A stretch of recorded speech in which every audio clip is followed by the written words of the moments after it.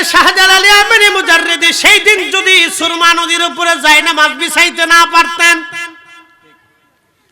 শাহজালাল ইয়ামানি যদি সুরমা নদীর উপরে যায় নামাজ বিছাইতে না পারতেন, তাহলে মুসলমান আজকে কালেমার স্বাদ আপনাদের নসিব হতো না। কথা বলেন? অবশ্যই না। 18 কোটি মানুষ আমরা যা পারি নাই, উনি 360 জন নিয়ে তাই করে দেখাই দিয়ে গেছে। জোরে বলেন। আমাদের দেশের অনেকেই শুধু লাফায়, এরা বুঝাইতে চায় যে আমরা কেনে দিয়ে গুতাইয়া সুন্নিদেরকে দেশ থেকে বের করে দেব। এত গুড় আসছেন না, এটা এই গঙ্গা আর যমুনার পদ্মা নদী দিয়ে ভেসে আসে নাই, এটা আউলিয়া কেরামের হাত ধরে এসেছে। এই কথা বলেন না কেন? জোরে বলেন ঠিক কি? এটা আউলিয়া কেরামের হাত ধরে এসেছে, এটা পদ্মার গঙ্গা যমুনা নদী দিয়ে ভেসে আসে নাই।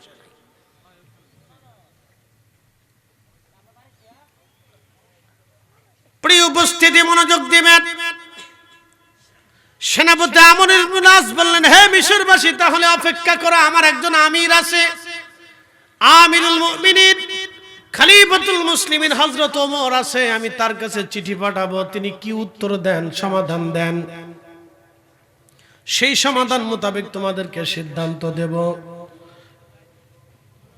মিশরীয়রা বলল, আপনি চিঠি পাঠান আর যাই করেন, পানি এনে দিতে হবে। যদি জুয়ার আনতে পারেন তাহলে কুমারী হত্যা করব না, আর যদি জুয়ার আনতে তোমরা মুসলমানরা না পারো তাহলে অবশ্যই আমরা কুমারী নারী হত্যা করব।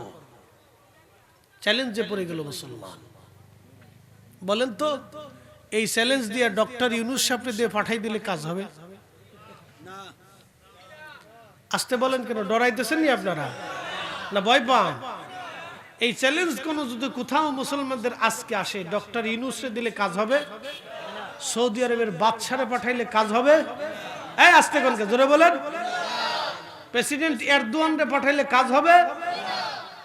পৃথিবীর কোন প্রেসিডেন্টকে পাঠাইলে কাজ হবে না, কারণ এরা অনেকে মুতেই পানি লয় না। এই আসতে কোন কে জোরে বলেন। হিসাব করে পানি লয় না। এই চ্যালেঞ্জের জন্য শাহজালালের যোগ্য উত্তরসূরি প্রয়োজন। কথা কন না কেন? ঠিক কিনা? ইসলাম কি ছেলে খেলা, পুতুল খেলা নাকি? কইলেই কায়েম হয়ে যাবে? কায়েম করানোর মতো লোক লাগবে। কি কথা কন না কেন? যারা প্রতিষ্ঠিত করবে তাদের জন্য ওই যোগ্যতার প্রয়োজন।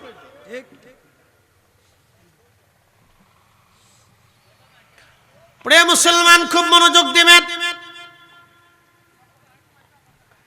হযরত ওমরের কাছে চিঠি পাঠিয়ে দিলেন সেনাপতি আমর ইবনুল আস।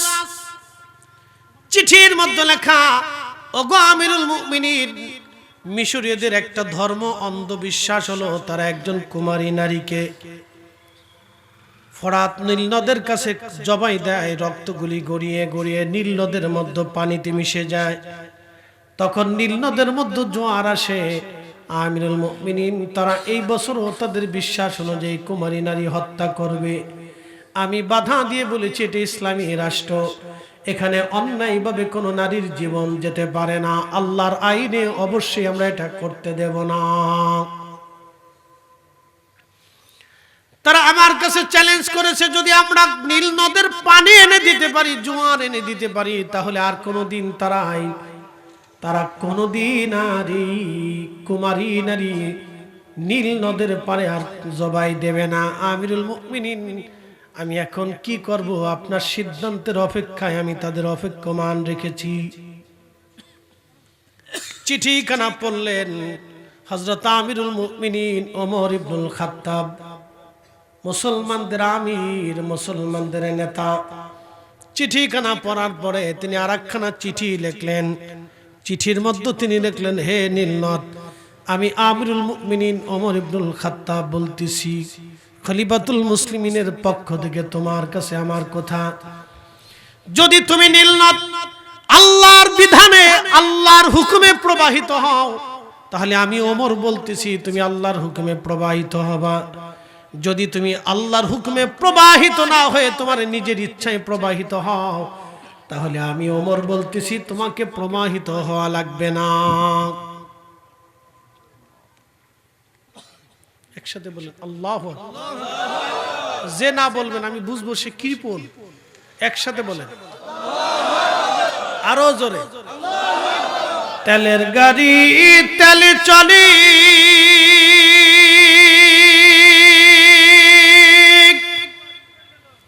হাওয়ার গাড়ি হাওয়ায় উড়ে, বিনা তেলে চালাই গাড়ি নবী সুলাইমান।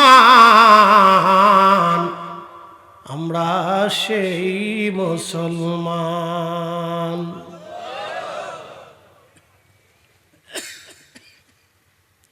চিঠিখানা লিখে আমিরুল মুমিনিন ওমর ইবনুল খাত্তাব রাদিয়াল্লাহু আনহু বার্তাবাহকের হাতে দিয়ে বললেন, বার্তাবাহক চিঠিখানা নিবা, সেনাপতি আমর ইবনুল আসের হাতে দিয়ে বলবা এই চিঠিখানা যেন নীল নদের পানির মধ্যে ছেড়ে দিয়ে আসে। বাকি চিন্তা সেনাপতির করা লাগবে না, চিঠিখানা তার দায়িত্ব শুধু নীল নদের পানির মধ্যে দিয়ে আসা। একসাথে বলেন।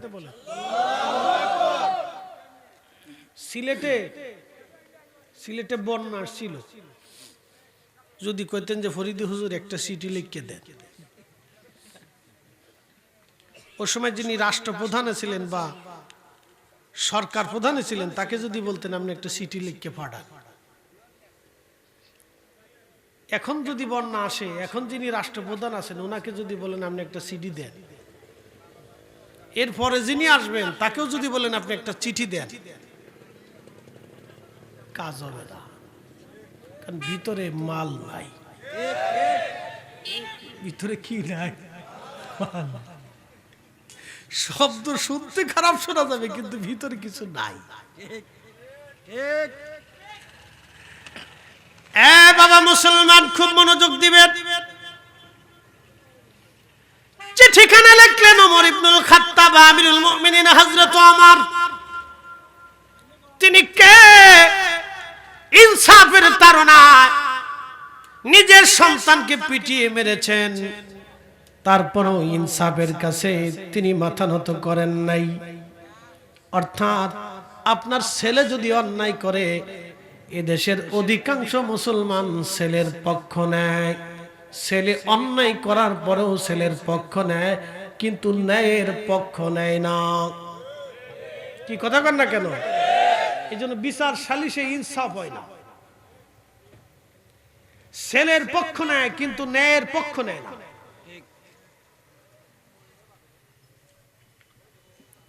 ছেলের পক্ষ নেয় কিন্তু ন্যায়ের পক্ষ নেয় না। একটা ছেলে একটা মেয়েকে বের করে নিয়ে গেছে, সমাজে বিচার বসতেছে, ছেলেটা মেয়েটাকে বের করে নিয়ে গেল, বিয়ে পড়ায় দাও। বাবা বলবে না, তা হবে না, তারে 5 লক্ষ টাকা 10 লক্ষ টাকা বুঝিয়ে দাও, তারপরও এই মেয়ের সাথে আমার ছেলের বিয়ে হবে না। আচ্ছা, দোষটা কি মেয়ের শুধু না, ছেলেরও আছে? আপনি ছেলের পক্ষ নিলেন কিন্তু ন্যায়ের পক্ষ নিলেন না, ইনসাফের পক্ষ নিলেন না।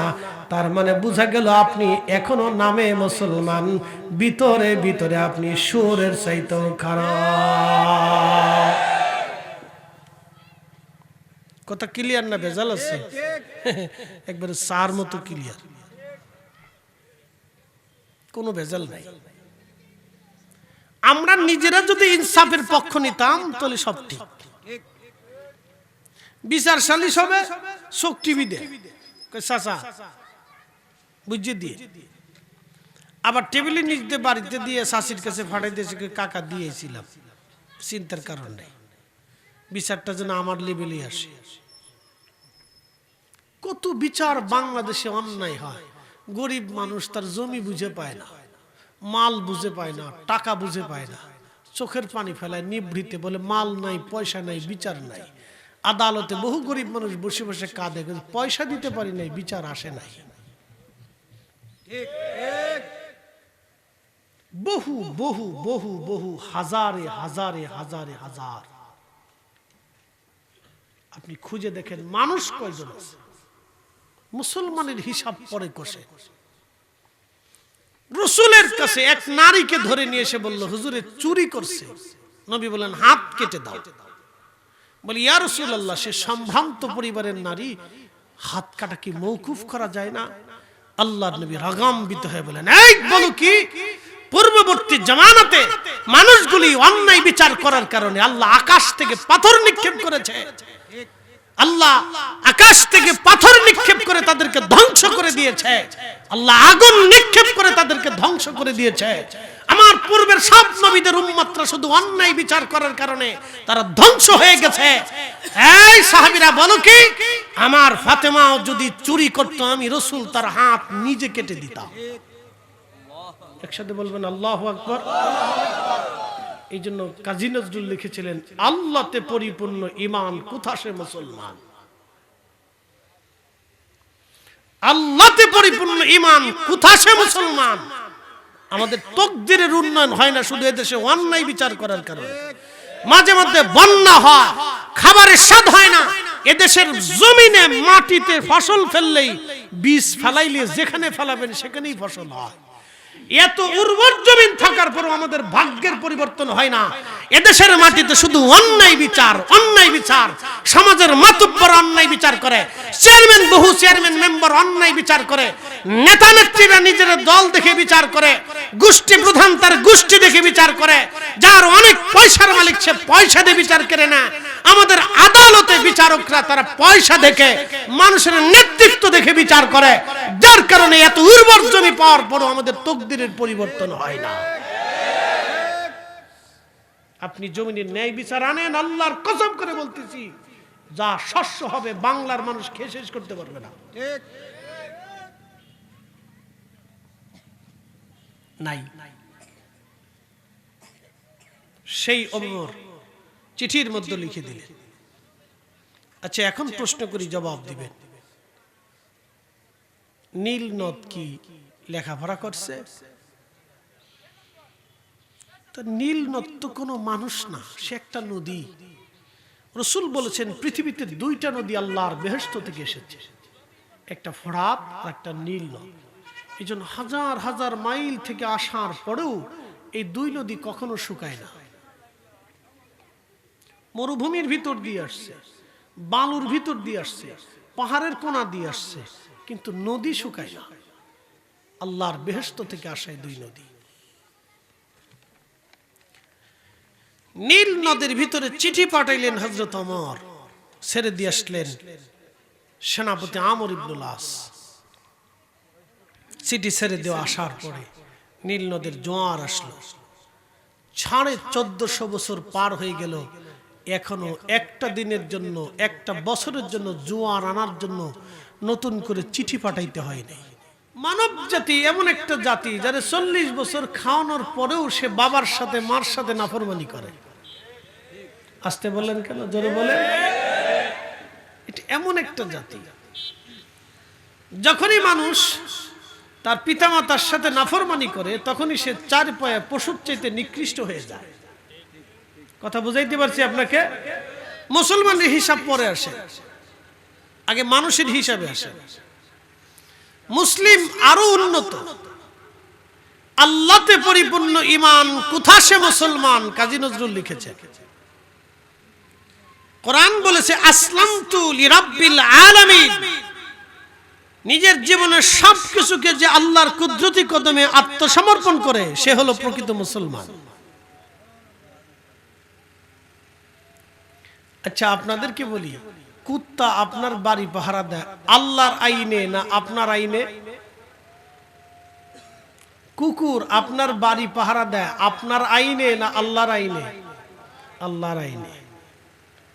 যদি বিশ্বাস না করেন তো জঙ্গল থেকে একটা শিয়াল ধরে নিয়ে আসেন, কুত্তা তারাই দিয়ে শিয়ালরে প্রত্যেকদিন 3 বেলা পেট ভরে খাওয়াই দিয়ে মুরগি পাহারা দেওয়ান, ও ঠিকই মুরগি চুরি করে পালাবে। কারণ শিয়াল জঙ্গলের ভিতরে থাকে আল্লাহর আইনে, কুকুর আপনার বাড়ি পাহারা দেয় আল্লাহর আইনে। কোনদিন ইঁদুর দিয়ে ঘর পাহারা দেওয়াইতে পারবেন না, বিড়াল আল্লাহর আইনে আপনার ঘরে পাহারা দেয়, আপনার ঘরের ভিতরে আপনার কোলের মধ্যে এসে বসে। একসাথে বলবেন আল্লাহু আকবার। একমাত্র আমরা মানুষই আল্লাহর আইন মানি না। প্রিয় উপস্থিতি, রব্বুল আলামিন কুরআনুল কারীমের মধ্যে বললেন, কুনতুম খায়রা উম্মাতিন উখরিজাত লিন-নাসি তা'মুরুনা বিল মা'রুফি ওয়া তানহাউনা আনিল মুনকার। হে আমার আখিরি নবীর উম্মত, তোমাদেরকে শ্রেষ্ঠত্ব দিয়েছি। तमाम সৃষ্টির মধ্যে তোমরাই সর্বশ্রেষ্ঠ জাতি, শ্রেষ্ঠত্ব তোমাদেরকে দিয়েছি। তোমরা শোনো, পৃথিবীতে দুইটা কাজ তোমরা করবা। এক নাম্বার, মানুষকে ভালো কাজের দাওয়াত দিবা। দুই নাম্বার, মানুষদেরকে খারাপ কাজ থেকে ফিরাইয়া রাখবা। এক নাম্বার, মানুষদেরকে ভালোর দিকে দাওয়াত দিবা, আল্লাহর পথে দাওয়াত দিবা। দুই নাম্বার, খারাপ কাজ থেকে ফিরাইয়া রাখবা। সিলেটের মুসলমান, দক্ষিণ সুরমাবাসী খুব মনোযোগ দিবেন, কথাগুলি শুনবেন। এই ভালো কাজের দাওয়াতের জন্য আল্লাহ যুগে যুগে যুগে যুগে নবী রাসূল পাঠাইলেন। নবীদের জমানা শেষ, খাতামুন নবীনের মাধ্যমে আল্লাহ নবীদের দরজা বন্ধ করে দিলেন। এরপরে আসলেন ওলি আউলিয়া, নুজাবা, নুকাবা, উলামা, ফুদানা, আউলিয়া, আতকিয়া, মুজাদ্দিদ, কুতুব, আবদাল, এরা জমিনের মধ্যে আসলেন। সারা পৃথিবীর রন্দে রন্দে ঘুরে ঘুরে ঘুরে ঘুরে ঘুরে ঘুরে ঘুরে ঘুরে দেশ দেশান্তর পাড়ি দিয়ে, জীবন দিয়ে, অর্থ দিয়ে, রক্ত দিয়ে এই জমিনগুলির মধ্যে তারা কালেমার দাওয়াত প্রতিষ্ঠিত করে গেলেন। কোটি কোটি মানুষকে কালেমার দিশা দিয়ে গেলেন, এক আল্লাহর পরিচয়কে শনাক্ত করলেন। এই উপমহাদেশ ছিল পৌত্তলিক। পৌত্তলিক তো বুঝতেছেন, বহু দেবতায় যারা বিশ্বাসী, বহু খুদাই যারা বিশ্বাসী। তারা বলেন আমাদের বিদ্যার দেবতা আছে, তারা বলেন আমাদের মনসার দেবতা আছে, আমাদের লক্ষ্মীর দেবতা আছে, কল্যাণের দেবতা পূজা করে। বিদ্যার জন্য তারা সরস্বতীর পূজা করে, অর্থের জন্য আরেক প্রতিমার পূজা করে, কার্তিক পূজা করে, গণেশের পূজা করে, মা দুর্গার পূজা করে, কালীর পূজা করে, এইরকম শিবের পূজা করে। বহু দেবতাই তারা বিশ্বাসী। বন্ধু মনোযোগ দিবেন, তারা গরুর পূজা করে, তারা গরুকে খোদা মনে করে। হাজিরিন, বহু দেবতাই বিশ্বাসী। জমিনে কালেমার দাওয়াত দেওয়াটা বড় কঠিন কাজ ছিল। এই কঠিন কাজটা আমার আল্লাহ তার ওলিদেরকে দিয়ে দিলেন। কোরআনে আল্লাহ বলে দিলেন, ওয়ালতাকুম মিনকুম উম্মাতুন ইয়াদউনা ইলাল খায়রি ওয়া ইয়া'মুরুনা বিল মা'রুফি ওয়া ইয়ানহাউনা আনিল মুনকার। রব্বুল আলামিন বললেন, আমার বান্দাদের ভিতরে এমন একটা জামাত কিয়ামত পর্যন্ত টিকে থাকবে, কিয়ামত পর্যন্ত টিকে থাকবে, যারা হকের উপরে প্রতিষ্ঠিত থাকবে, দাঈ ইলাল্লাহ হিসেবে মানুষদেরকে কিয়ামত পর্যন্ত আল্লাহর দিকে তারা ডাকতে থাকবে এবং মানুষদেরকে খারাপ কাজ থেকে ফিরাইতে থাকবে। একবার জোরে বলা যাবে না আল্লাহু আকবার। পৃথিবীর সমস্ত শক্তি যদি চেষ্টা করে তাদেরকে ধ্বংস করার জন্য, সমস্ত শক্তি মিলেও তারা তাদের সাথে পারবে না। রাজা পৃথ্বীরাজ সহ ভারতের সমস্ত রাজা বাচ্চারা ওই সময় একসঙ্গে মিলে খাজা বাবা আজমিরির সঙ্গে যুদ্ধ করে পারে নাই। বাজান, এই জমিনে কালেমার দাওয়াত, হিন্দের জমিনে কালেমার পতাকা উড্ডীন করে খাজা বাবা ঘুমিয়ে গেলেন। আজকে ওনারা এসেছিলেন বিদায় ইসলামের সুন্দর স্বাদ আমাদের নসিব হয়েছে। শাহজালাল ইয়ামানি মুজাররিদি 360 জন ওলি জমিনের মধ্যে এসে এই জমিনে কালেমার দিন প্রতিষ্ঠিত করে ঘুমিয়ে গেলেন তিনি। আলতাকুম মিনকুম উম্মাতুন ইয়াদউনা ইলাল খায়র, তারা ভালো কাজের জন্য মানুষদেরকে ডাকবে, কিয়ামত পর্যন্ত তারা টিকে থাকবে। এই জামাতকে কেউ কোনোদিন ধ্বংস করতে পারবে না। পৃথিবীর সমস্ত শক্তি যদি একত্রিত হয়, তারপরেও এই মুসলমানদের এই অলির জামাত ধ্বংস করা সম্ভব হবে না। একবার জোরে বলা যাবে কি আল্লাহু আকবার। এটা আমার ফয়সালা না, এটা আল্লাহর ফয়সালা। ওয়ালতাকুম মিনকুম উম্মাতুই, আমার বান্দাদের ভিতরে একটা জামাত থাকবে, ইয়াদউনা ইলাল খাইর, তারা মানুষদেরকে আল্লাহর দিকে ডাকতে থাকবে। ওয়া ইয়ামুরুনা বিল মারুফ ওয়া ইয়ানহাউনা আনিল মুনকার, এই জামাতটা মানুষকে আল্লাহর দিকে ডাকতে থাকবে। একসাথে বলবেন আল্লাহু আকবার। একা শাহজালাল ইয়ামানি মুজাররিদি যাহা করছে, আমরা 18 কোটি মুসলমান তাহা পারি নাই। কি কথা কর না কেন, জোরে বলেন। নারায়ে তাকবীর, নারায়ে রিসালাত, নারায়ে বেলায়াত। এ মনোযোগ দেন, বলতেছি ভালো করে শুনে যান। আমির, আমরা আল্লাহ আমাদেরকে যাদেরকে আমির বানিয়েছেন, আমিরের কি যোগ্যতা দরকার, এটা একটা ঘটনা থেকে বোঝাই। মুসলিমদের আমিরের কি যোগ্যতা হবে? একজন খলিফা যদি খেলাফতের প্রধান হন, অথবা মুসলিমদের ইসলামের নেতৃত্বে যারা থাকবেন, মূল নেতৃত্বে, তাদের যোগ্যতা কেমন হওয়ার দরকার, এটা একটা ঘটনা থেকে বোঝাই। আল্লামা ইমাম আবুল ফারাজ ইবনুল জৌজি উয়ুনুল হাকাতের মধ্যে তিনি লিখছেন,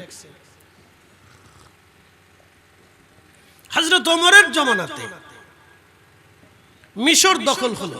আমর ইবনুল আস রাদিয়াল্লাহু আনহু মিশর দখল করলেন। হযরত আমর ইবনুল আস মিশর দখল করার পরে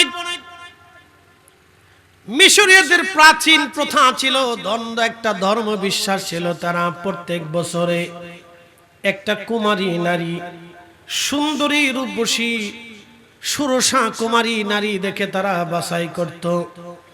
ওই মেয়েটাকে ধরে এনে তারা ঘনঘটা করে লক্ষ লক্ষ মিশরী উপস্থিত হয়ে তারা নীল নদের পাড়ে এনে তাকে জবাই করত। ওই জবাই করার পরে রক্তগুলি গড়িয়ে গড়িয়ে নীল নদের মধ্যে যখন মিশ্রিত হতো, তাদের বিশ্বাসে তখন নীল নদ থেকে জোয়ার আসতো। নীল নদের জোয়ার আসার কারণে তাদের ফসল হতো, প্রচুর পরিমাণে ফসল হতো তাদের। এই ফসলের জন্য তারা একজন কুমারী নারীকে হত্যা করত। শোনেন, একটা ধর্ম বিশ্বাসে শত শত শত শত বছরে শত শত হাজার হাজার কুমারী নারীর জীবন চলে গেল। একটা অন্ধবিশ্বাসের জন্য শত শত শত শত হাজার হাজার কুমারী নারীর জীবন চলে গেল। মানুষ হাসতে হাসতে তাদেরকে জবাই করল।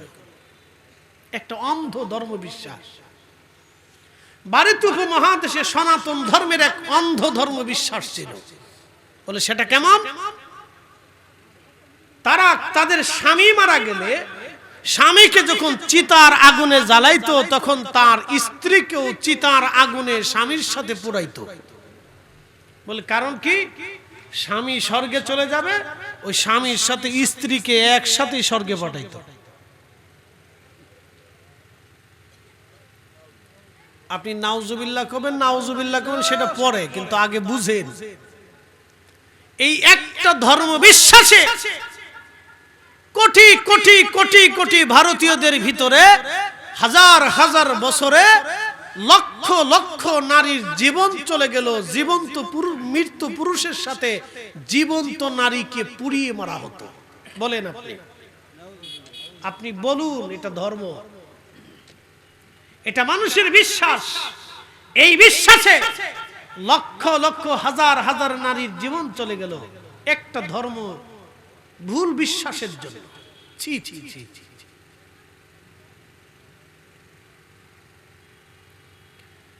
সেনাপতি আমর ইবনুল আস ওই বছরে ঘনঘটা করে কুমারী একটা নারীকে ধরে নিয়ে সাজিয়ে গুজিয়ে আনন্দ উল্লাস করে ঢোলডগর পিঠায় গান গাইতে গাইতে মিশরীয়রা গেল। আজকে তারা একজনকে কুমারীকে হত্যা করবে আর নীল নদের মধ্যে জোয়ার আসবে।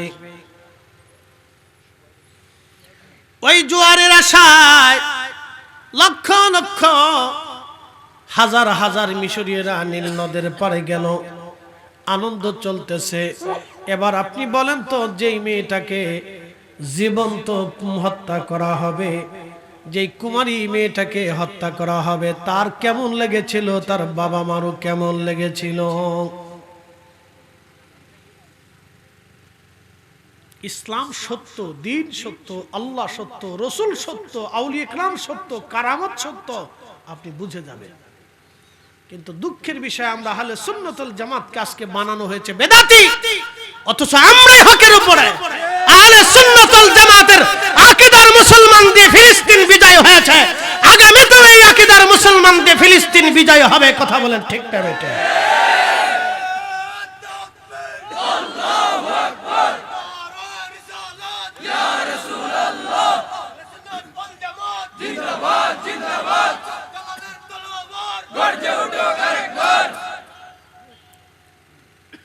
সালাউদ্দিন আইয়ুবী রাহিমাহুল্লাহ, নুরউদ্দিন জঙ্গি রাহিমাহুল্লাহ, যারা বছরের পর বছর, শত বছর ধরে ক্রুসেডের বিরুদ্ধে, কাফেরদের বিরুদ্ধে সারা জীবন জিহাদ করেছিলেন, তারা আকীদা আহলে সুন্নাত ওয়াল জামাতের পরিপূর্ণ অনুসারী ছিলেন, আশিক রাসূল ছিলেন। আমরা হয়ে গেছি আজকে বেদাতি, আমরা হয়ে গেছি মাজার পূজারী। আচ্ছা বলেন, আমরা কি মাজারের ভক্ত না অলির ভক্ত? একসাথে বলেন তো, জোরে বলেন। শাহজালাল কি দেশে আরো নাই? বহু শাহজালাল বহু গোরস্থানে পড়ে রয়েছে। আমরা তো ওই শাহজালালের কবরে কোনোদিন গেলাম না। আমরা যদি কবর পূজারী হইতাম, তাহলে ওই শাহজালালের কবরে সুন্দর করে ফুল টুল দিয়ে সাজায় দুটো সেজদা দিতাম। আমরা তো ওই শাহজালালের ভক্ত না, আমরা ওলি শাহজালালের ভক্ত হওয়ার কারণে আমরা ওনার মাজারের পাশে ওনার জিয়ারত করি। কথা বলেন ঠিক না বেঠে? আচ্ছা ঠিক আছে, ঠিক আছে, বইব বইব। মানে হয়েছে কি, আমি আগাইতে কইনি একটা কারণ, মানুষ যে জায়গায় বসে ওই জায়গার প্রতি মহব্বত লেগে যায়। এটা মানুষের চিরাচরিত অভ্যাস। দেখবেন লন্ডনও যদি সুন্দর বাড়ি হয়, তারপরও সে চিন্তা করে আমি দেশে হলে একবার যাই, এটা আমার জন্মভিটা। কথা ঠিক আছে না? যেখানে সে জন্ম নেয় জায়গার উপরে সে মহব্বত রাখে, যে যেখানে বসে শীতের কালে লাড়াচাড়া করলে যেখানে বইছে এই জায়গা গরম হয়ে গেছে গা, আর সরে গেলে ঠান্ডা লাগবে এই ডরে কে অনেকে শর্ত না। এই জন্য যে যেমনি জায়গা পায় এমনি বসে পড়ুক, আর কিছু করার নাই, চলুক এমনি। একসাথে বলেন তো আল্লাহু আকবার। আমরা কি কবর ভক্ত না অলি ভক্ত? আমরা কি মাজার ভক্ত না অলি ভক্ত? আমরা অলি ভক্ত। প্রিয় উপস্থিতি, মনোযোগ দিবেন। দক্ষিণ সুরমাবাসী ভুল একটা মিথ্যা বিশ্বাসের জন্য মানুষেরা ধরে নিয়ে গেল একটা কুমারী নারী আজ হত্যা করা হবে। সেনাপতি আমর ইবনুল আস তলোয়ার হাতে নিয়ে সৈন্যবাহিনী নিয়ে নীল নদের পারে চলে গেলেন। নীল নদের পারে যে তলোয়ার বের করে বলেন, হে মিশরবাসী, ভ্রান্ত বিশ্বাসের জন্য যদি আজকে একটা কুমারী নারীকে তোমরা হত্যা করো, তাহলে আমর ইবনুল আসের তলোয়ার দিয়ে তোমাদের গর্দান আমরা কেটে ফেলে দেব। এই জমিন মুসলমানরা দখল করেছে, আল্লাহর আইন চলবে। একসাথে বলবেন আল্লাহু আকবার। জমিন আল্লাহর আইন চলবে। মিথ্যা বিশ্বাস এই জমিনে, ভুল বিশ্বাসের জন্য তোমরা কুমারী একজন নারীকে হত্যা করতে পারো না। মিশরবাসী ডাক দিয়ে বলল, সেনাপতি আমর ইবনুল আস, বুঝতে পারলাম, কিন্তু এই কুমারী নারীটাকে হত্যা করার পরে নীল নদের জোয়ার আসবে। যদি তোমরা মুসলমানরা সত্যবাদী হয়ে থাকো, তাহলে তোমরা নীল নদের জোয়ার এনে দাও। আমরা মিশরীরা কোনোদিনও আর নীল নদের পারে কুমারী নারী হত্যা করব না। তোমরা মুসলমানরা যদি পারো, নীল নদের মধ্যে তোমরা জোয়ার এনে দাও। চ্যালেঞ্জ কি হলো? চ্যালেঞ্জ। এই শোনেন, এরকম জটিল জটিল চ্যালেঞ্জে মুসলিমরা পড়েছে। যদি খাজা বাবা আজমেরি সেই দিন আনার সাগরের পানি একটা লুটার ভিতরে নামতে পারতেন, আজমের শরীফে বসে যদি এখান থেকে ধুলি পানিপথে নিক্ষেপ করতে না পারতেন, তাহলে কালেমার এই স্বাদ আপনার নসিব হতো না। কারণ কি গেল না এলো আইসি চাইলে বালা না আইলে জ্বালা।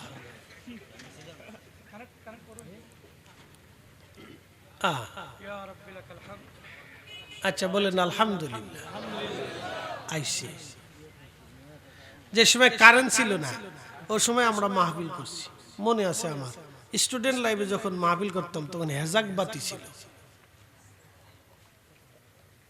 বলবেন হুজুর আপনি কোন জমানার লোক, বুঝতেছেন আমি কত আগে থেকে ওয়াজ করি। তখন হেজাক বাতি জ্বলতো, এমনি ফার্ম মেরে মেরে আলো জ্বালাইতো। কেউ মনে আসেনি আপনাদের যারা ফার্ম লাইট আমরা দেশে হেজাক লাইট, এটার ফার্ম মেরে মেরে যত ফার্ম মারতো তত জ্বলতো, যত ফার্ম মারতো তত জ্বলতো। সে ফার্মের দিন এখন আর নাই।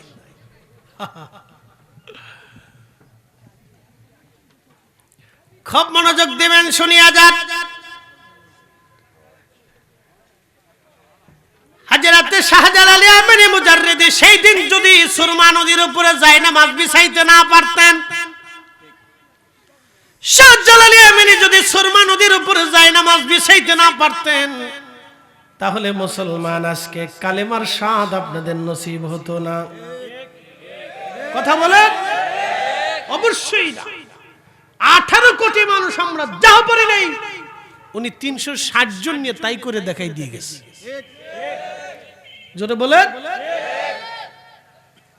আমাদের দেশের অনেকেই শুধু লাফায়, এরা বুঝাইতে চায় যে আমরা কেনে দিয়ে গুতাইয়া সুন্নিদেরকে দেশ থেকে বের করে দেব।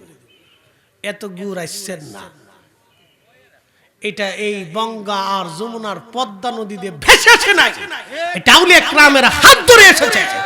এই কথা বলেন না কেন, জোরে বলেন ঠিক কি? এটা আউলিয়া কেরামের হাত ধরে এসেছে, এটা পদ্মার গঙ্গা যমুনা নদী দিয়ে ভেসে আসে নাই।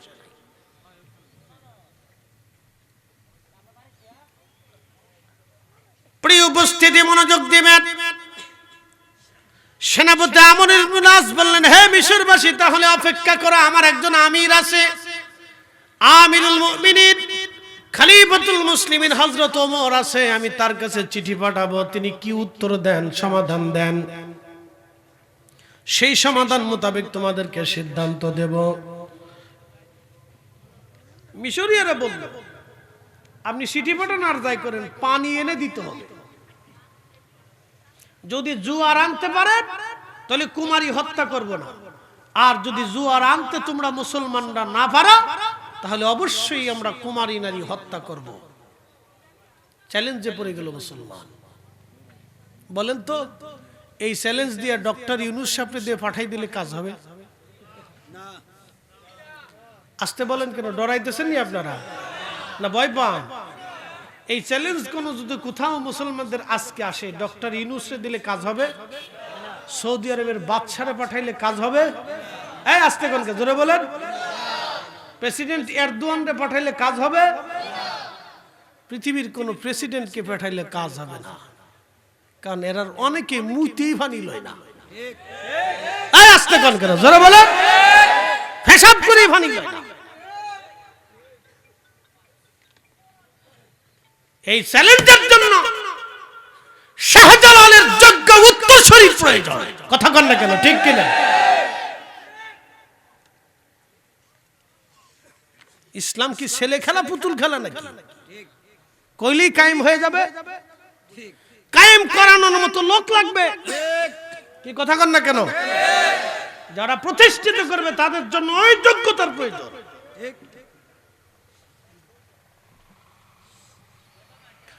প্রিয় মুসলমান খুব মনোযোগ দিবেন। হযরত ওমরের কাছে চিঠি পাঠিয়ে দিলেন সেনাপতি আমর ইবনে আস। চিঠির মধ্যে লেখা, ওগো আমিরুল মুমিনিন, মিশরীয়দের একটা ধর্ম অন্ধবিশ্বাস হলো তারা একজন কুমারী নারীকে ফরাত নীল নদের কাছে জবাই দেয়, রক্তগুলি গড়িয়ে গড়িয়ে নীল নদের মধ্যে পানিতে মিশে যায়। তখন নীল নদের মধ্যে জোয়ার আসে। আমিরুল মুমিনিন তারা এই বছরও তাদের বিশ্বাস অনুযায়ী কুমারী নারী হত্যা করবে। আমি বাধা দিয়ে বলেছি এটা ইসলামী রাষ্ট্র, এখানে অন্যায়ভাবে কোনো নারীর জীবন যেতে পারে না। আল্লাহর আইনে অবশ্যই আমরা এটা করতে দেব না। তারা আমার কাছে চ্যালেঞ্জ করেছে, যদি আমরা নীল নদের পানি এনে দিতে পারি, জোয়ার এনে দিতে পারি, তাহলে আর কোনোদিন তারা কোনোদিন আর কুমারী নারী নীল নদের পারে আর জবাই দেবে না। আমিরুল মুমিনিন, আমি এখন কি করব? আপনার সিদ্ধান্তের অপেক্ষায় আমি তাদের অপেক্ষমান রেখেছি। চিঠিখানা পড়লেন হযরত আমিরুল মুমিনিন ওমর ইবনুল খাত্তাব, মুসলমানদের আমির, মুসলমানদের নেতা। চিঠিখানা পড়ার পরে তিনি আরেকখানা চিঠি লিখলেন।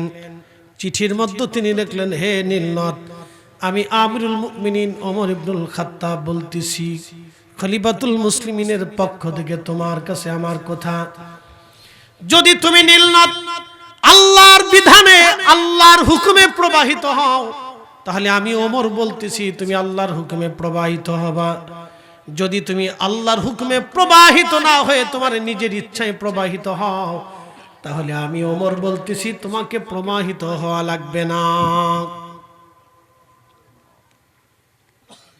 একসাথে বলেন আল্লাহু আকবার। যে না বলবেন আমি বুঝবো সে কৃপণ।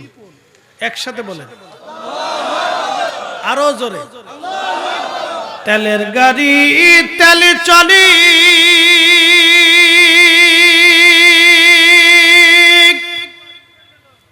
হাওয়ার গাড়ি হাওয়ায় উড়ে, বিনা তেলে চালাই গাড়ি নবী সুলাইমান, আমরা সেই মুসলমান।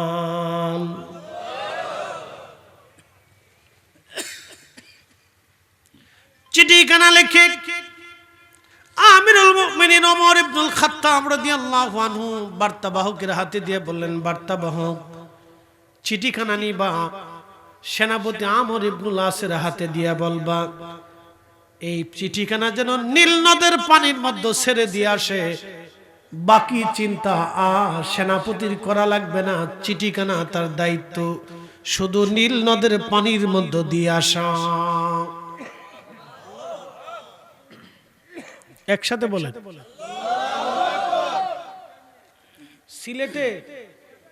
সিলেটে বন্যা ছিল, যদি কইতেন যে ফরিদি হুজুর একটা চিঠি লিখে দেন, ওই সময় যিনি রাষ্ট্রপ্রধানে ছিলেন বা সরকার প্রধানে ছিলেন, তাকে যদি বলতেন আপনি একটা চিঠি লিখে পাঠান। এখন যদি বন্যা আসে, এখন যিনি রাষ্ট্রপ্রধান আছেন ওনাকে যদি বলেন আপনি একটা চিঠি দেন, এরপরে যিনি আসবেন তাকেও যদি বলেন আপনি একটা চিঠি দেন, কাজ হবে না, কারণ ভিতরে মাল নাই। ভিতরে কি নাই? শব্দ শুনতে খারাপ শোনা যাবে, কিন্তু ভিতরে কিছু নাই। বাবা মুসলমান খুব মনোযোগ দিবেন। চিঠিখানা লিখলেন ওমর ইবনুল খাত্তাব, আমিরুল মুমিনিন হযরত ওমর। তিনি কে?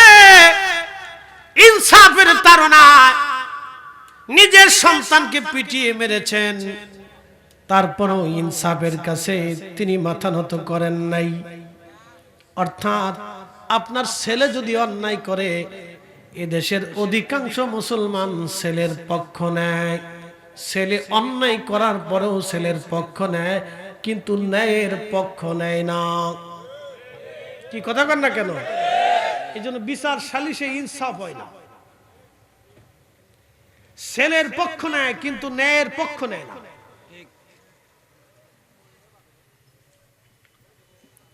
ছেলের পক্ষ নেয় কিন্তু ন্যায়ের পক্ষ নেয় না। একটা ছেলে একটা মেয়েকে বের করে নিয়ে গেছে, সমাজে বিচার বসতেছে, ছেলেটা মেয়েটাকে বের করে নিয়ে গেল, বিয়ে পড়ায় দাও। বাবা বলবে না, তা হবে না, তারে 5 লক্ষ টাকা 10 লক্ষ টাকা বুঝিয়ে দাও, তারপর এই মেয়ের সাথে আমার ছেলের বিয়ে হবে না। আচ্ছা, দোষটা কি মেয়ের শুধু না, ছেলেরও আছে? আপনি ছেলের পক্ষ নিলেন কিন্তু ন্যায়ের পক্ষ নিলেন না, ইনসাফের পক্ষ নিলেন না। তার মানে বোঝা গেল আপনি এখনো নামে মুসলমান, ভিতরে ভিতরে আপনি সুরের চাইতেও খারাপ। কথা ক্লিয়ার না ভেজাল আছে? একবারে সার মতো ক্লিয়ার, কোনো ভেজাল নাই। আমরা নিজেরা যদি ইনসাফের পক্ষ নিতাম তাহলে সব ঠিক। বিচার সালিশ হবে, চোখ টিভি দে চাচা বুঝিয়ে দিয়ে, আবার টেবিলের নিচ দিয়ে বাড়িতে দিয়ে শাশির কাছে ফাটাই দিয়েছে, কাকা দিয়েছিলাম, চিন্তার কারণ নেই, বিচারটা যেন আমার লেভেলে আসে। কত বিচার বাংলাদেশে অন্যায় হয়, গরিব মানুষ তার জমি বুঝে পায় না, মাল বুঝে পায় না, টাকা বুঝে পায় না, চোখের পানি ফেলায় নিভৃতে, বলে মাল নাই, পয়সা নাই, বিচার নাই। আদালতে বহু গরিব মানুষ বসে বসে কাঁদে, পয়সা দিতে পারি নাই, বিচার আসে নাই। বহু বহু বহু বহু হাজারে হাজারে হাজারে হাজার। আপনি খুঁজে দেখেন মানুষ কয়জন আছে? মুসলমানের হিসাব পরে কষে। রাসূলের কাছে এক নারীকে ধরে নিয়ে এসে বলল, হুজুরে চুরি করছে। নবী বলেন, হাত কেটে দাও। বলি, ইয়া রাসূলুল্লাহ, সে সম্ভ্রান্ত পরিবারের নারী, হাত কাটা কি মওকুফ করা যায় না? আল্লাহর নবী রাগান্বিত হয়ে বলেন, এই বলো কি? পূর্ববর্তী জামানাতে মানুষগুলি অন্যায় বিচার করার কারণে আল্লাহ আকাশ থেকে পাথর নিক্ষেপ করেছে। আল্লাহ আকাশ থেকে পাথর নিক্ষেপ করে তাদেরকে ধ্বংস করে দিয়েছে। আল্লাহ আগুন নিক্ষেপ করে তাদেরকে ধ্বংস করে দিয়েছে। আমার পূর্বের সব নবীদের উম্মতরা শুধু অন্যায় বিচার করার কারণে তারা ধ্বংস হয়ে গেছে। এই সাহাবীরা বলো কি? আমার ফাতেমাও যদি চুরি করত, আমি রাসূল তার হাত নিজে কেটে দিতাম। একসাথে বলবেন আল্লাহু আকবার। এই জন্য কাজী নজরুল লিখেছিলেন, আল্লাহতে পরিপূর্ণ ঈমান কোথা সে মুসলমান। আল্লাহতে পরিপূর্ণ ঈমান কোথা সে মুসলমান।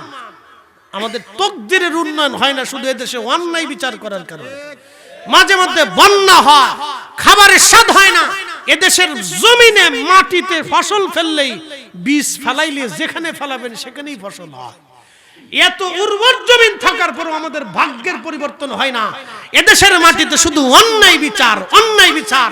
সমাজের মাতব্বর অন্যায় বিচার করে, চেয়ারম্যান, বহু চেয়ারম্যান মেম্বার অন্যায় বিচার করে, নেতা নেত্রীরা নিজের দল দেখে বিচার করে, গোষ্ঠী প্রধান তার গোষ্ঠী দেখে বিচার করে, যার অনেক পয়সার মালিক সে পয়সা দিয়ে বিচার করে না। আমাদের আদালতে বিচারকরা তারা পয়সা দেখে, মানুষের নেতৃত্ব দেখে বিচার করে, যার কারণে এত উর্বর জমি পাওয়ার পরও আমাদের তাকদীরের পরিবর্তন হয় না। আপনি জমিনের ন্যায় বিচার আনেন, আল্লাহর কসম করে বলতেছি, যা শস্য হবে বাংলার মানুষ খেয়ে শেষ করতে পারবে না। নাই। সেই ওমর চিঠির মধ্যে লিখে দিলেন। আচ্ছা, এখন প্রশ্ন করি, জবাব দিবেন। নীল নদ কি লেখাপড়া করছে? তো নীল নদ তো কোনো মানুষ না, সে একটা নদী। রাসূল বলেছেন পৃথিবীতে 2টা নদী আল্লাহর বেহেশত থেকে এসেছে, একটা ফোরাত আর একটা নীল নদ। এই জন্য হাজার হাজার মাইল থেকে আসার পরেও এই 2 নদী কখনো শুকায় না। মরুভূমির ভিতর দিয়ে আসছে, বালুর ভিতর দিয়ে আসছে, পাহাড়ের কোনা দিয়ে আসছে, কিন্তু নদী শুকায় না। আল্লাহর বেহেশত থেকে আসায় 2 নদী। নীল নদের ভিতরে চিঠি পাঠাইলেন হযরত ওমর, ছেড়ে দিয়ে আসলেন সেনাপতি আমর ইবনুল আস। চিঠি ছেড়ে দেওয়া আসার পরে নীল নদের জোয়ার আসলো। 1450 বছর পার হয়ে গেল, এখনো একটা দিনের জন্য, একটা বছরের জন্য জোয়ার আনার জন্য নতুন করে চিঠি পাঠাইতে হয় নাই। আরো জোরে, আরো জোরে, জোরে জোরে জোরে। কাফেররা মাথা নত করলো, মিশরের লক্ষ লক্ষ মানুষ কালেমা পড়ে মুসলমান হয়ে গেল। বুঝতে পারছেন?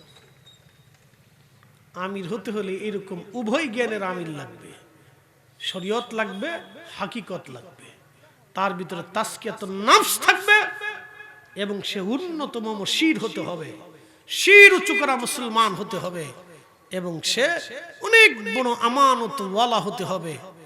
আর তার ভিতরে যদি আধ্যাত্মিকতা থাকে তাহলে দিন প্রতিষ্ঠিত হবে, নতুবা শুধু মুখের জবান দিয়ে বলতেই সার, কাজে পরিণত হবে না। ঠিক।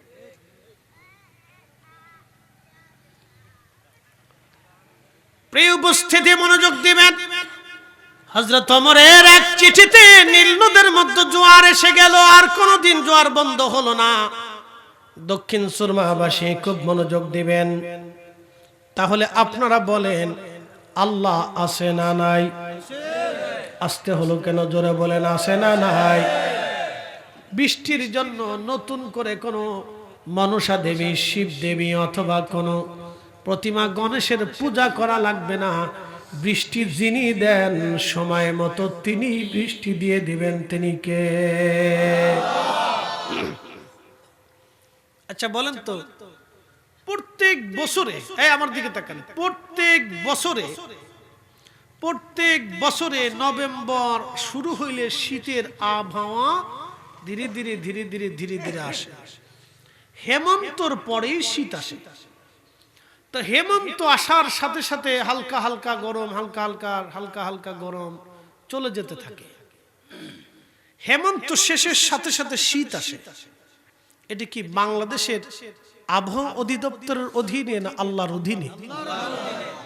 এখন নতুন করে নভেম্বরে, ডিসেম্বরে, জানুয়ারিতে শীত আনার জন্য শীতের দেবীর পূজা দেওয়া লাগবে। আস্তে বলেন কেন? জোরে বলেন। যে শীতের দেবী আছে তার পূজা দেওয়া লাগবে, যে আপনি ভগবান আমাদেরকে ডিসেম্বরে আর জানুয়ারিতে শীত দেন।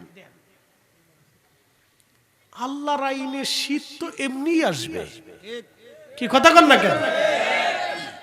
কাজী নজরুল, দুঃখিত, রবীন্দ্রনাথ ঠাকুর একটা কবিতা লিখছিলেন, রথযাত্রা লোকারণ্য মহা ধুমধাম, ভক্তেরা লুটাইয়া পথে করিয়াছে প্রণাম। দিব রথ ভাবে আমি দিব, একথা শুনিয়া হাসি অন্তর্যামী।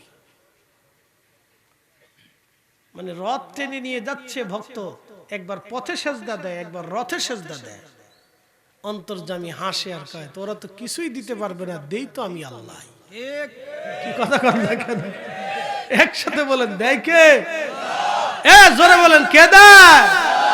শীতের পরে গ্রীষ্ম আসবে, বসন্ত আসবে। বসন্ত আসার জন্য কি বসন্ত দেবীর পূজা দিতে হবে? বসন্ত তো এমনি আসবে, দেয় কে? বসন্তের পরে গ্রীষ্ম আসে, গ্রীষ্ম আসার জন্য কি গ্রীষ্ম দেবীর কাছে পূজা দিতে হবে? গ্রীষ্ম দেয় কে? আল্লাহই দিবে। গ্রীষ্মের পরে বর্ষা আসে, বর্ষার জন্য বর্ষা দেবীর কাছে পূজা দিতে হবে না, বর্ষার সময় বৃষ্টি আল্লাহ এমনিই দিবে। কে দেয়? একসাথে বলেন, কে দেয়?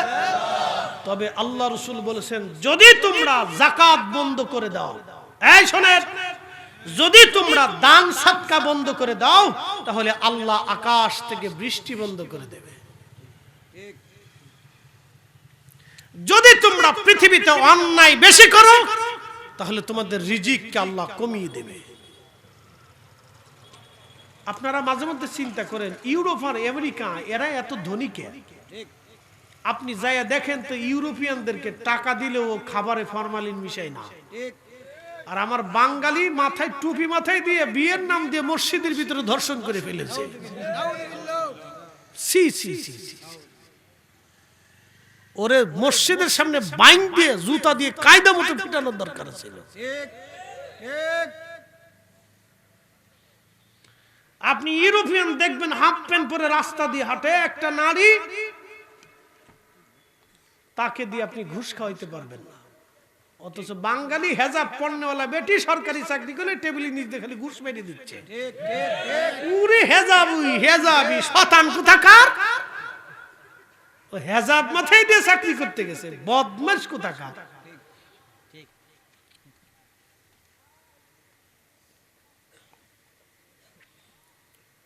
আল্লাহর নবী বলেন উম্মত আকাশ থেকে বৃষ্টি বন্ধ হবে যদি তোমরা দান সদকা বন্ধ করে দাও। এদেশে যাকাতের নামে প্রহসন চলে, রাজনৈতিক যাকাত। এই আসতে বলেন কেন, জোরে বলেন। এদেশের অধিক যাকাত চলে রাজনৈতিক যাকাত। আল্লাহর দেওয়া যাকাত কয়জন আদায় করে? রাজনৈতিক যাকাত। মসজিদে না দিলে ভোট পাবো না, এই জন্য মসজিদে দিয়ে দিতেছে, আমি টাকা দিয়ে দেবো। নিজের টাকা দেয় নাই, পাবলিকের গম বেচা টাকা দিয়ে গেছে।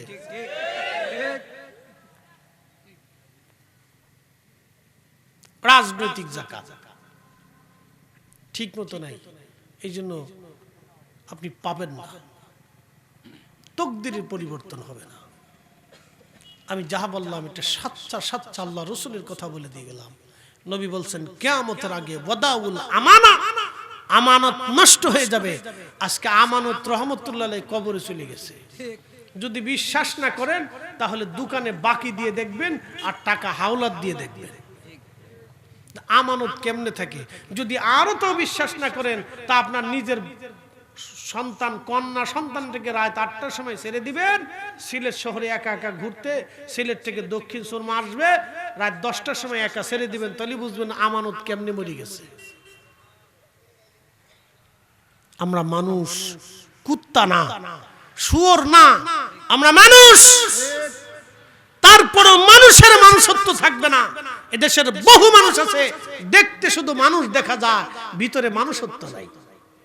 যদি মানুষত্ব থাকতো তাহলে নিজের ভাই কোনোদিন নিজের বোনের জমি 40 বছর ধরে বুঝাই দেয় না। ভাই মরে গেছে, এতিম ভাতিজাদের সম্পদ চাচা ঠিক মতো বুঝাই দেয় না। এই কথা কর না কেন, জোরে বলে। হাজারে হাজারে দেশে আছে কত মামলা মোকদ্দমা সালিশ দরবার, তারপরও দিতে চায় না। মনে হয় ওর বাপের সম্পত্তি শুধু ও নিজেই ভোগ করবে, ওর এতিম ভাতিজাকে দেবে না।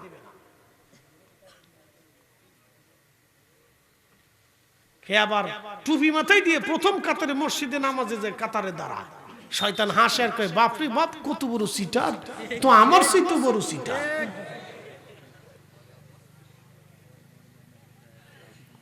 ভাইজান কষ্ট হইতেছে, আমি তো ইনসাফের কথা বলতেছি, হকের কথা বলতেছি।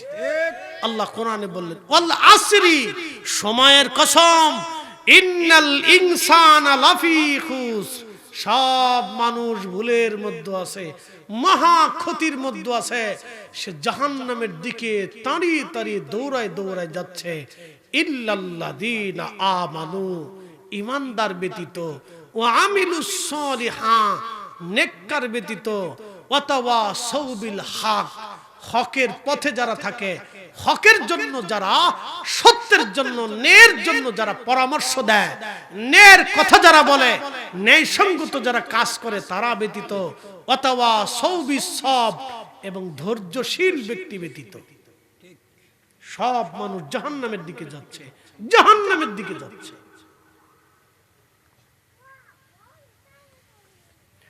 প্রিয় দক্ষিণ সুরমাবাসী, অনেক কথা আপনাদের জন্য হাজির, কথাগুলি বুঝে যাবেন। আমি ন্যায়ের কথা বললাম।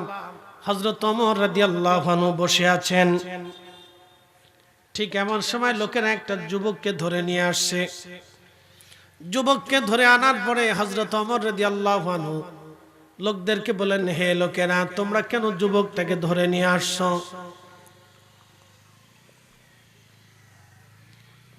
আরে স্যার কত ভুলে গেছি গে, ওয়াজের ধাক্কায় মনে থাকে না। এটা আবার কেটাই আনছে, মারছে রে। কারো ফার ভিতর ঢুকলে জিন্দিগি শেষ হয়ে যাবে। খেলাল খেলাল আশিক সাহেবের ফার ভিতরে একটা ঢুককে, এটা বহুদিন বুগা লাগছে, তার জ্বালা আছে। একসাথে বলেন আল্লাহু আকবার। একটা যুবককে ধরে নিয়ে আসছে। হযরত ওমর বললেন, কি জন্য আসছো? আমিরুল মুমিনিন, সে আমাদের পিতাকে হত্যা করছে। আমাদের দেশের দেখেন বিচার আচার কোর্টে মামলা করলে একটা জমি নিয়ে 30 বছর মামলা হয়। এ ভাই কত বছর মামলা চলে? এ না একসাথে বলেন তো, কত বছর চলে? 30 বছর, 20 বছর, 25 বছর একটা মামলা ঘুরে এই কোর্ট থেকে এই কোর্টে, হেনতে হেনে হেনতে হেনে বেটা দৌড়াইবো, মামলায় চালাবো না ব্যবসা বাণিজ্য করবো না চাকরি করবো না মামলা দেখবো। উকিলে কয় মালটুস, বিচারকে কয় মালটুস, ওই কি মুক্তারে কয় মালটুস, যে লেখবে হাতে কয় মালটুস। বুঝেন না এই কথা আপনারা? আচ্ছা আপনি বলেন তো, কাগজ ঠিক, জমি ঠিক, সব ঠিক, তো মামলা 30 বছর চলে কেন? কাগজ তো দুইজনে দিছে, একজনেরটা তো ঠিক, কি কথা কন না কেন? একজনেরটা ঠিক না, তো একজনেরটা তো ঠিক, তাহলে 30 বছর মামলা চলে কেন? প্রশাসন কি আঙ্গুল চষে নাকি? তাদের কি দায়িত্ব নাই যে কাগজ কোনটা সঠিক আমরা একবারে মূল অফিস থেকে যাচাই বাছাই করে যার কাগজ সঠিক তাকে আমরা জমি বুঝাই দিয়ে চলে যাব? কি কথা কন না কেন? 30 বছর ধরে মামলা ঘুরবে কেন? ফাজলিমির একটা সীমা থাকা উচিত। এগুলি চলতেছে। আমরা হুজুররা বলবে যে হুজুররা গোড়ার ডিম ছাতা বুঝে কি? আমরা দুনিয়ার কিছু বুঝি না, আমরা খালি পরের বাড়ি খাই আর ঘুমাই। আমরা কি তা বুঝতাম? বুঝছেও তো অনেক কিছু বলতে পারি না। আমরা বুঝি না তা না। হযরত ওমরের মামলাটা বুঝা যায়। আসছে কি হয়েছে বলো? বলে আমাদের পিতাকে হত্যা করছে, সাক্ষী সমদ আসছে, হ্যাঁ এই যুবক কর্তৃক হত্যা। হযরত ওমর জিজ্ঞেস করলেন তুমি কি হত্যা করছো? যুবক বলে হ্যাঁ ইয়া আমিরুল মুমিনিন। কেন হত্যা করছো? বলে হুজুর আমার একটা উট ছিল, উটের বাচ্চাটা খুব সুন্দর, আমি তাকে অনেক আদর করতাম। দৌড়াইতে দৌড়াইতে বাচ্চাটা এই মুরব্বির খেজুরের বাগানে চলে যাওয়াতে সে একটা পাথর মেরে আমার উটের চোখ বের করে দিয়েছে। আমি সহ্য করতে না পারে আমি একটা পাথর উটের ওই বৃদ্ধের বরাবর মারছিলাম, মাথায় লেগে সে মারা গেছে। আমি জানতাম না সে মারা যাবে। হযরত ওমর বললেন যুবক রে, তুমি যেহেতু হত্যা করেছ, তোমার দ্বারা হত্যা সংঘটিত হয়েছে, আল্লাহর আইনে তোমাকে মৃত্যুদণ্ড দিতে হবে। বলি ইয়া আমিরুল মুমিনিন, আমি আমার মৃত্যুদণ্ডের প্রতি আল্লাহর আইনের প্রতি শ্রদ্ধা রেখে মাথা নত করে পেতে নিলাম, কিন্তু ইয়া আমিরুল মুমিনিন আমাকে 3টা দিন জামিন দেন। বলে জামিন দিয়ে কি করবে? বলি ইয়া আমিরুল মুমিনিন আমার একটা ছোট্ট ভাই আছে, আমার আব্বার ইন্তেকালের আগে কিছু টাকা পয়সা সোনা দানা আমার ভাইয়ের জন্য আমার জন্য আব্বা রেখে গিয়েছিলেন, আমাকে আমানত দিয়ে গেছেন। আমার ছোট্ট ভাইটা বড় হলে যেন তার সম্পদ আমি বুঝাই দেই। হুজুর আমার যদি মৃত্যু হয়ে যায় তাহলে ওই আমানতটা আমি একটা মাটির নিচে সিন্দুকের মধ্যে ভরে পুঁতে রেখেছি, আমি ছাড়া আল্লাহ ছাড়া কেউ জানে না। হুজুর আমি যদি হত্যা হয়ে যাই আমার ভাইয়ের আমানতটা নষ্ট হবে, আপনি আমাকে 3 দিন সময় দেন, একদিন যাইতে আসতে মাঝখানে একটা দিন আমি আমার ছোট ভাইকে সব আমানত হক বুঝিয়ে দিই, আমি চলে আসব। কি বুঝতেছেন? এটা মুসলমান এখন দেশে আছে, মামলা শুরু করার আগে উকিল রে জিগায় কেমনে দিলে মামলাটা শক্ত হইব। ঘটনা কিন্তু বড় না, সামান্য। বেডিরা মামলা দিতে যায় স্বামীর বিরুদ্ধে, কেমনে দিলে বাড়বে? এটা এমনি দেয়, তার ল্যাংটা করে ফিটাইছে, কাপড় খুলে ফিটাইছে, এমনি ফিটাইছে, সেমনি ফিটাইছে, শেখা দিছে, যৌতুক চাইছে, কিন্তু কিছুই চাইছে না।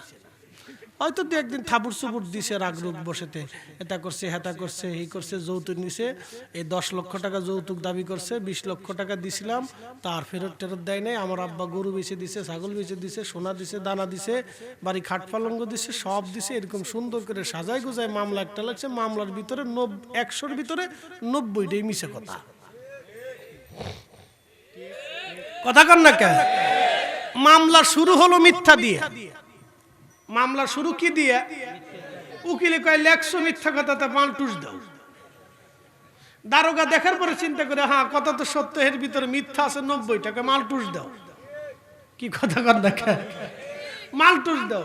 বিচারক দেখার পরে বুঝে যে হ্যাঁ ঘটনা তো এরকম। বিচারকরা যে কম বুঝে তা কিন্তু না, ঘটনা 2 নম্বর, মালটুস দাও। বুঝতে পারছেন? আমরা যে কবে ভালো হবো তা জানি না। আমরা যেমন শয়তান হতে হবে, শয়তানে আসে আর কয় বাপরে বাপ পাইছি আমি, সব আমার মুরিদ, সব আমার মুরিদ। হযরত ওমর ডেকে বললেন, যুবক 3 দিনের যাবেন তুমি নাও, চাও কে তোমার জিম্মাদারি নিবে বলো। যুবক ডাক দিয়ে বলে, আমিনুল মুমিনিন, মদিনাতে আমার পরিচিত কেউ নাই। বলে, দেখো সাহাবী রাসূলদের মধ্যে কেউ তোমার যাবেন নাই কেনা। সমস্ত সাহাবীদের চেহারার দিকে নজর করে যুবক দেখলেন হযরত আবু যর গিফারি, দুনিয়া বিরাগী একজন জাহিদ সাহাবী দাঁড়িয়ে আছেন। দুনিয়াতে তার আর কোনো সম্পদ নাই, শুধু আল্লাহর জন্য নিবেদিত থাকতেন।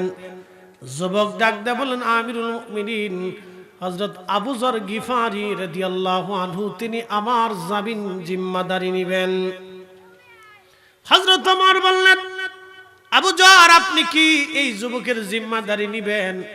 3 দিন পরে যদি সে ফিরে না আসে, তাহলে এই যুবকের হত্যা দণ্ডটা কিন্তু আপনার উপরে বর্তাবে। হযরত আবু যর বললেন, ইয়া আমিরুল মুমিনিন, হ্যাঁ আমি তার জিম্মাদারি নিলাম, আপনি তাকে ছেড়ে দেন। একসাথে বলেন আল্লাহু আকবার।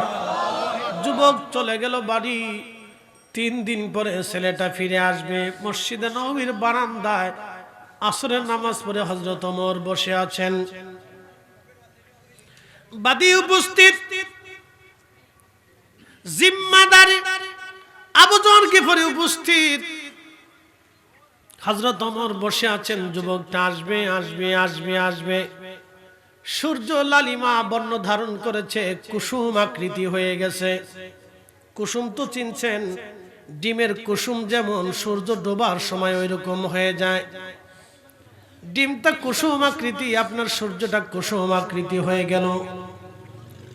হযরত ওমর লক্ষ্য করলেন, ওই যুবক ছেলেটা দৌড়ায় দৌড়ায় হাঁপায়া হাঁপায়া হযরত ওমরের আদালতের সামনে, মসজিদে নববীর সামনে দৌড়ায় এসে পড়ছে। সালাম দিয়ে বলে, ইয়া আমিরুল মুমিনিন, 3 দিন সূর্য ডোবার আগেই আমি উপস্থিত হয়ে গেছি আমিরুল মুমিনিন, দেরি হয়ে গেল বড্ড, ক্ষমা করবেন আমাকে। ওগো আবু যর গিফারি, আবু যর, আজকে 3 দিন আপনাকে কষ্ট দিয়েছি, ক্ষমা করে দিবেন, আপনি সাহাবী রাসূল। হযরত ওমর বললেন, আবু যর, এই যুবকটাকে তুমি মৃত্যুর সামনে নিয়ে কিভাবে বিশ্বাস করলে? আবু যর ডাক দিয়ে বলল, আমিরুল মুমিনিন, যেই ছেলেটা নিজের জীবনকে উপেক্ষা করে আপন ভাইয়ের হক মিটাইতে চায়, আমি বুঝেছি ওই ছেলেটা ইচ্ছা করে খুন করে নাই, ভুলবশত হয়ে গেছে। আমি এটাও জানি যে তার ছোট্ট ভাইয়ের হক মিটানোর জন্য দৌড়ায় যায়, আবার আসে। এই যুবকটা অবশ্যই সে ফিরে আসবে, আমার আমানত সে নষ্ট করবে না। চিৎকার মেরে জোরে বলেন আল্লাহু আকবার। আর আমাদের দেশে ভাই ভাই 1 ইঞ্চি জমিনে ফিটিফিটি করে। উরে বাপরে বাপ, একজন আরেকজন কি পিটেন পিটিয়ে, বাপরে বাপ। ও ভাই শতান কোথাকার, মুসলমান হইল কেন? মুসলমান কেমন? বাবার দেওয়া 1 ইঞ্চি জমিনে মারামারি করে, লজ্জা করে না? কেমনে লজ্জা করে? কিন্তু লজ্জাশীল হইতে তো। 1 ইঞ্চি জমিন নিয়ে ভাই ভাই মারামারি, মামলা মোকদ্দমা, লাঠালাঠি, গুতাগুতি, পিটাপিটি। সেই দিনের মুসলমান আপনি দেখে যান। এ দক্ষিণ সুরমাবাসী, আল্লাহর কোরআনে আল্লাহ বললেন, ইন্নাল্লাহা ইয়া'মুরু বিল আদলি ওয়াল ইহসানি ওয়া ইতাইযিল কুরবা। এ বান্দা, তোমাদেরকে হুকুম করলাম তোমরা ন্যায় করবা, অন্যায় করবা না, ন্যায় করবা, অন্যায় করবা না, ন্যায় করবা। তোমাদেরকে আরো হুকুম দিলাম, পৃথিবীতে তোমরা ইহসান করবা, মানুষকে দয়া করবা, সৃষ্টিকে দয়া করবা। আরো একটা হুকুম করলাম, ওয়া ইতাইদিল কুরবা, তোমরা আত্মীয়তার হক আদায় করবা, আত্মীয়তার সম্পর্ক তোমরা ছিন্ন করবা না। আল্লাহর নবী বললেন, ও আমার উম্মত, তোমরা যদি পৃথিবীতে নিজের রিজিক বানাইতে চাও তাহলে আত্মীয়তার সম্পর্কে দৃঢ় রাখবা, আত্মীয়তার সম্পর্ককে তোমরা দৃঢ় রাখবা, আত্মীয়তাকে মজবুত রাখবা। পৃথিবীতে তোমরা যদি রিজিক বানাইতে চাও তাহলে আত্মীয়তার সম্পর্ক রাখবা। বলেন, আপন ভাইয়ের চাইতে বড় আত্মীয় আর কে হতে পারে? কি কথা কন না কেন? আপন ভাইয়ের মতো এত বড় আত্মীয় কে হতে পারে? স্বামী স্ত্রীর মধ্যে এত বড় আত্মীয় কে হতে পারে? অথচ আমার দেশের যুবকরা কথায় কথায় তালাক তালাক তালাক। বাংলাদেশের আদালতগুলিতে ঘুরবেন, শুধু তালাক আর তালাক, তালাকের মামলা, তালাকের মামলা, হাজার হাজার হাজার হাজার তালাকের মামলা, ডিভোর্সের মামলা, শুধু তালাকের মামলা, ডিভোর্সের মামলা। আল্লাহর নবী বলেন, উম্মত রে, কিয়ামতের আগে অধিক পরিমাণে তালাকের সংখ্যা বেড়ে যাবে। এত পরিমাণে তালাক হবে, যখন অধিক পরিমাণে তালাক দেখবা তখন বুঝবা কিয়ামত সন্নিকটে এসে গেছে। আমানত নষ্ট হলে বুঝবা কিয়ামত সন্নিকটে আসবে। আমার উম্মত নামাজ হত্যা করে ফেলবে, নামাজ মেরে ফেলবে। আমার উম্মত নামাজ হত্যা করবে, বুঝবা কিয়ামত চলে আসতেছে। প্রকাশ্যে নারীরা বেহায়াপনা করবে, প্রকাশ্যে নারীরা বেহায়াপনা করবে, প্রকাশ্যে নারী পুরুষ জানা করবে। বলে, হুজুর এটা কি বলেন? যদি বিশ্বাস না করেন বোটানিক্যাল গার্ডেন, রমনা গার্ডেনে চলে যাবেন। যদি বিশ্বাস না করেন বড় বড় ইউনিভার্সিটির বাগানগুলিতে যায় দেখবেন সন্ধ্যার সময় কি পরিমাণে প্রকাশ্য জানা চলে। যদি তাও বিশ্বাস না করেন তাহলে আপনি চলে যাবেন সমুদ্র সি বিচগুলিতে, কক্সবাজার, কুয়াকাটা ঘুরে ঘুরে দেখবেন কি পরিমাণে জানা হয়। প্রকাশ্যে জানা, নারী পুরুষ এক জায়গায় অর্ধলঙ্গ হয়ে বসে আছে। যদি তাও বিশ্বাস না করেন তাহলে ঢাকা স্টেডিয়ামের মতো প্রত্যেকটা জেলায় জেলায় এক একটা করে কনসার্টের আয়োজন করে দেখবেন আমার দেশের লক্ষ লক্ষ নারীরা বেহায়া।